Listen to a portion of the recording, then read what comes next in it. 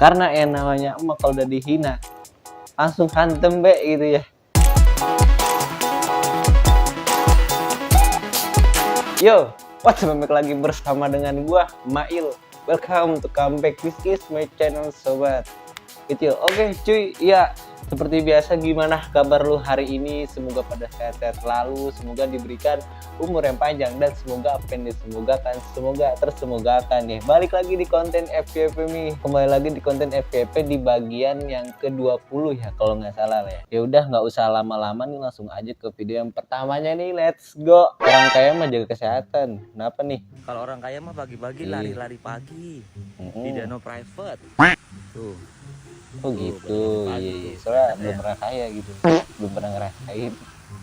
Kalau ada teman kalian yang beli iPhone, beli apa, tapi pagi-pagi masih macet-macetan, naik motor, ya itu mah bukan orang kaya.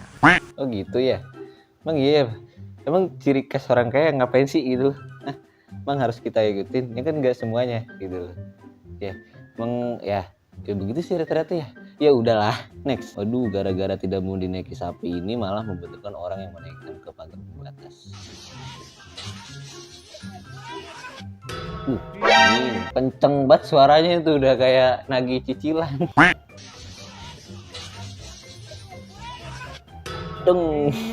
Semoga masnya baik-baik saja gitu dan tidak ada terjadi kendala. Next. Iseng banget nih orang nih.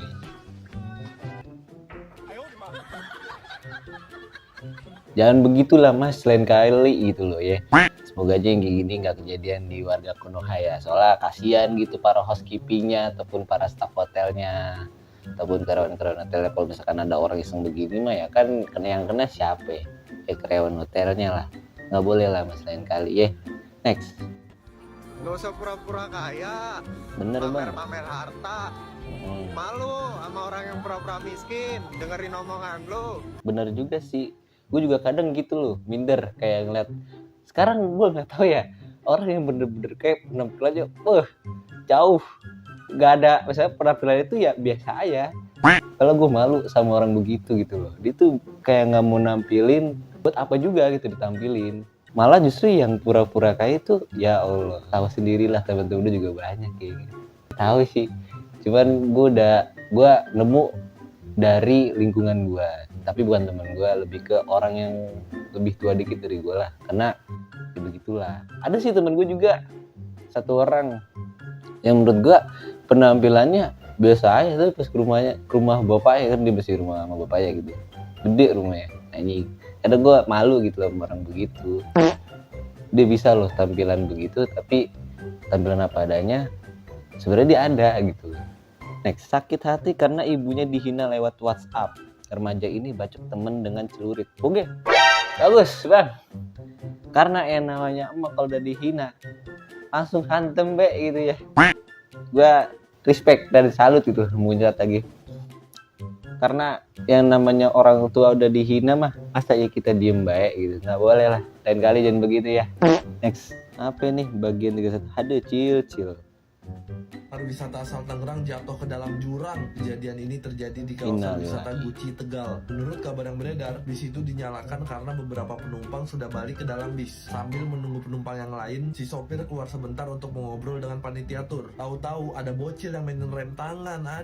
Akhirnya bis itu jalan sendiri dan masuk ke dalam jurang. Akibatnya satu orang penumpang dikabarkan tewas dan puluhan lainnya mengalami luka-luka. Menurut gue sih ini udah jelas salah si bocil dan orang tuanya si bocil ya, karena nggak ngawasin anaknya. Karena walaupun bisnya itu dalam keadaan mati, tapi rem tangannya juga dilepas, ya tetap bakalan jalan sendiri juga nggak sih? Tapi kalau udah kayak gini, yang pasti disalahin mah sopir ini. Bener nih, sebenarnya bukan dimainin kali ya para bocil sekarang itu, karena kan bis-bis sekarang itu kan bukan kayak bis-bis dulu gitu loh. Maksudnya adalah lebih ke beda aja dari bis dulu.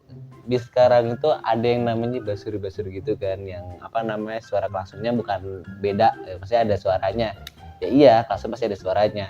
Suaranya itu kayak telolet gitu loh, yang macem-macem lah. Mungkin si bocil ini kiranya ya, gue mah nggak tahu, ini mah pandangan gue aja, kiranya yang emang sih biasanya tombol teloletnya bis itu ada di deket setirnya di situ. Mungkin dia nyari-nyari kayak gitu kali ya, jadinya salah pencet kali mungkin, makanya. Tapi emang tetap sih yang kayak gini-gini pasti sopir salah gitu. Dan juga ya, semoga aja di next kedepannya tidak terjadi hal yang tidak diinginkan lagi. Dan buat semuanya, kalau bisa mah pintu supirnya ya dikunci aja biar sopir itu lewat pintu penumpang gitu loh. So kan kita nggak ada yang tahu, musibah juga nggak ada yang tahu. Ya stay safe buat semuanya. Next.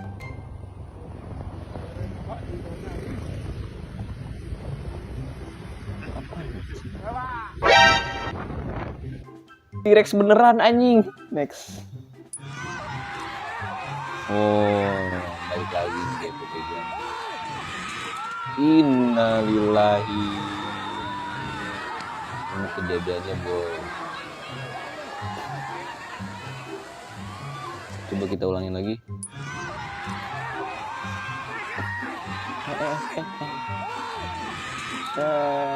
Innalillahi. Pun lagi ya. Apa anjing ini dikejar ombak begini? Apa dikejar waktu? Kejar jam tayang anjing.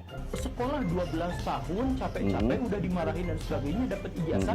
Ijazah itu diasong-asongkan ke Indomaret, ke Alfamart. Pak, saya mau jadi kasir di sini, boleh nggak? Ini ijazah saya dan sebagainya. Betapa menjijikannya setelah kita belajar ilmu pengetahuan. Ilmu pengetahuan itu kan rankingnya paling tinggi ya. Setelah kita belajar ilmu pengetahuan selama 12 tahun, kemudian ujung-ujungnya kita harus ngasong-ngasongin ijazah ke orang lain untuk mengemis pekerjaan. Kalau gue lihat-lihat sih ya, gue juga kan sebenarnya masih kuliah gitu loh. Karena mungkin orang tua dulu itu gue sekolah paling tinggi-tinggi lah.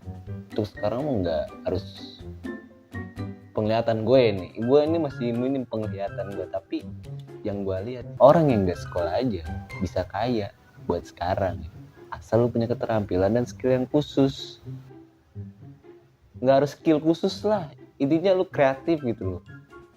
Banyak anak-anak sekolah yang jago gambar tapi nggak dipandang gitu, nggak dilirik. Tapi anak sekolah yang jago perlombaan OSN, pelajaran matematika itu kenapa dipandang gitu, dipandang pinter. Kan nggak semua anak pinter di bidang itu gitu loh. Tapi seandainya kalau anak itu pinter di bidang seni ataupun gambar, terus dilirik oleh para guru, gue yakin semua siswa di negara sini itu bakal mempunyai keterampilan dan kreatifnya masing-masing gitu. Dan itu bisa menciptakan lapangan pekerjaan buat semuanya dan juga bermanfaat juga bagi semuanya. Ih anjing gitu.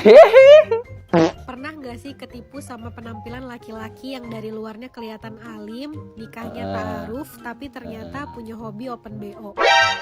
Agak menyimpang nih menurut gua ya, karena gue kan selalu penampilannya, gue kan gak suka penampilannya, sebenarnya lebih suka sih karena belum punya duit aja. Cuman kalau buat sekarang ya, buat tampilan gue ya udah gini aja, kayak dekil ya kan, kayak kata nggak mandi, gue mandi nggak mandi sama aja gitu. Tapi kalau gue lihat sekarang ya, banyak penampilan bagus, cantik, tapi belum tentu dalamnya juga cantik gitu loh. Luarnya ganteng, belum tentu dalamnya juga ganteng ya kan. Malah gue juga kadang salut kayak buat orang-orang sekarang ya, yang gue lihat juga dari pandangan gue nih, kayak semisal anak pang atau mungkin anak gelandangan, itu malah justru lebih menghargai, lebih memanusiakan manusia gitu loh, ketimbang orang yang di lingkungan gue nih, yang di kampus gitu loh. Gue spill cerita sedikit ya. Lingkungan gue di kampus itu bahwasannya adalah ketika lu punya duit lu ditemenin, dan lu nggak punya apa-apa lu dijauhin, kecuali lu punya skill khusus yang ada di dalam diri lu. Dan gue pesen juga buat lu pada nih yang masih SMA gitu ya, ataupun SMP, kalau bisa sih lu dalamin lah apa yang lu suka gitu loh. Karena buat sekarang ya sih emang butuh gitu, kerjaan emang butuh ya. Lu kalau misalkan kenyataannya begitu ya udah terima. Tapi kalau semisal orang tua lu masih ada masih mampu buat membiayai lu secukupnya, saran gue ya lu apa sih, lebih ke perdalam apa yang lu suka dah. Kayak misal anak cowok biasanya nih, anak SMP, anak SMA lebih suka ngebengkel kan, ya udah pelajarin aja. Masalah orang tua lu kayak nggak seneng lu ngebengkel, ya udah biarin aja gitu loh. Karena kan itu juga buat lu sendiri, nggak buat yang lain nih kan. Satu lagi kali ya, tahu nggak Gen Z tolol, Gen Z, nah yang bikin stuck.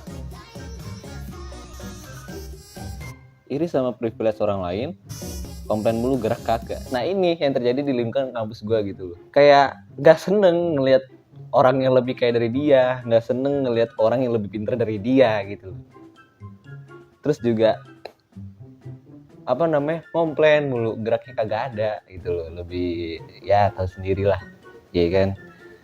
Mungkin gue mau minta maaf kalau ada kata-kata yang salah. Satu lagi karena tanggung sampai rezekimu terhambat karena masih nyimpen barang-barang ini. Nyimpen barang apaan tuh? Kan sampai rezekimu terhambat karena masih nyimpen barang-barang ini. Guys, masih doyan nyimpen daster bolong, piring rompel, cangkir yang kupingnya hilang, wajan yang tinggal sebelah pegangannya, baju nggak layak pakai yang dijadiin keset atau elap, atau masih doyan nyimpen blender rusak, mesin cuci rusak, kulkas rusak. Sini, aku bisikin. Segala sesuatu di dunia ini memiliki energi, dan semua barang tak layak pakai yang tadi disebutkan memiliki energi negatif. Kalau kita masih nyimpen barang-barang yang rusak tadi, ya jangan heran kalau di rumah kita bawaannya energinya negatif melulu. Bawaannya males, pengen marah-marah, gampang tersulut, gampang baper. Bahkan bagi muslim, ini bisa menjadi penghalang kita mendapatkan rezeki. Karena dengan memakai barang-barang yang udah nggak layak pakai atau masih nyimpen